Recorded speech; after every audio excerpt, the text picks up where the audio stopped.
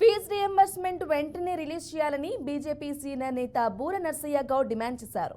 CM relief fund లో పైరవీలు జరుగుతున్నాయని ఆరోపించారు.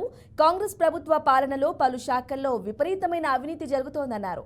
రైతులకు బోనస్ ఇవ్వాల్సిందేనని తేల్చి చెప్పారు.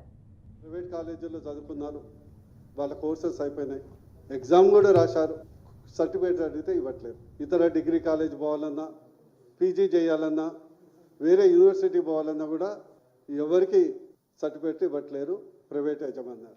మేము డిమాండ్ చేస్తున్నాం, మేము చేసే డిమాండ్ ఒకటే, ఫీ రియంబర్స్మెంట్ వెంటనే అమలు చేయాలి. కనీసం మీరు ఇచ్చిన టోకన్లు అయినా రిలీజ్ చేయాలి. ఆరోగ్యశ్రీ బకాయిలు వెంటనే చెల్లించాలి.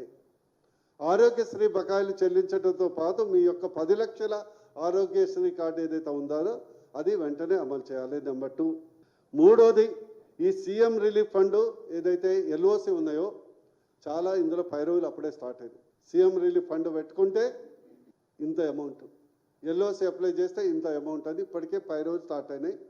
సీఎం రిలీఫ్ ఫండ్ కానీ ఎల్ఓసి కానీ ఆన్లైన్లో అప్లై చేసుకునే విధానం క్రియేట్ చేయండి. తద్వారా ఈ యొక్క అవినీతిని అరికట్టే అవకాశం ఉంటుంది. అంతిమంగా మీరు మర్చిపోయినా కూడా, మీరు గజనిలాగా మర్చిపోయినా కూడా బోనస్ ఇవ్వకుండా మాత్రం బాక్సులు బద్దలవుతాయి, ప్రజలు ఊరుకోరు.